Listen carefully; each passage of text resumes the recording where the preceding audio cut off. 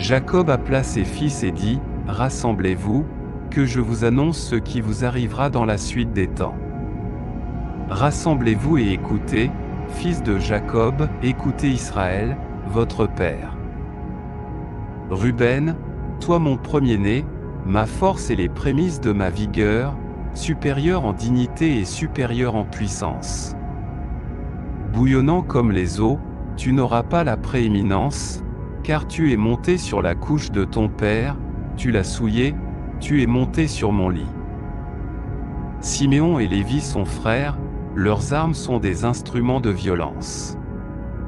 Que mon âme n'entre point dans leurs conseils, que mon cœur ne s'unisse point à leur assemblée, car dans leur colère ils ont tué des hommes, et dans leur emportement ils ont coupé les jarrets des taureaux. Maudite soit leur colère, car elle est violente, et leur fureur, car elle est cruelle. Je les diviserai dans Jacob et je les disperserai dans Israël. Juda, tes frères te loueront, ta main sera sur la nuque de tes ennemis, les fils de ton père se prosterneront devant toi. Juda est un jeune lion. Tu reviens du carnage, mon fils. Il se couche, il s'étend comme un lion, comme une lionne, qui le fera lever. Le sceptre ne s'éloignera point de Juda, ni le bâton de commandement d'entre ses pieds, jusqu'à ce que vienne celui auquel il appartient, et à qui les peuples obéiront. Il attache à la vigne son ânon et au meilleur cep le petit de son ânesse. Il lave son vêtement dans le vin et son manteau dans le sang des raisins. Il a les yeux rouges de vin et les dents blanches de lait. Zabulon habitera sur le bord des mers, il sera un port pour les navires, et sa frontière s'étendra du côté de Sidon. Issacar est un âne robuste couché entre deux enclos.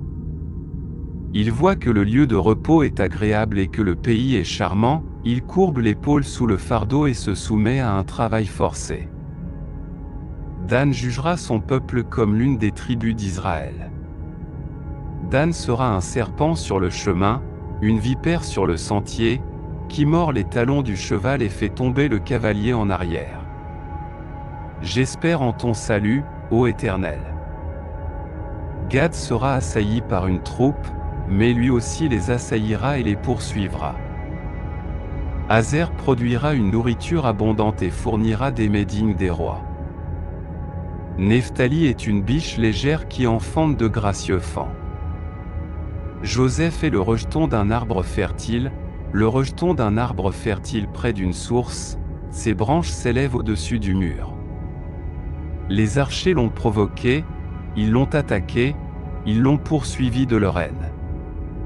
Mais son arc est demeuré ferme et ses bras ont été fortifiés par les mains du puissant de Jacob, par le nom du berger, le rocher d'Israël, par le Dieu de ton père, qui t'aidera, par le Tout-Puissant, qui te bénira, avec les bénédictions des cieux en haut, les bénédictions de l'abîme en bas, les bénédictions des mamelles et du sein. Les bénédictions de ton père surpassent les bénédictions des montagnes antiques, les délices des collines éternelles. Elles viendront sur la tête de Joseph, sur le sommet de la tête de celui qui est prince parmi ses frères.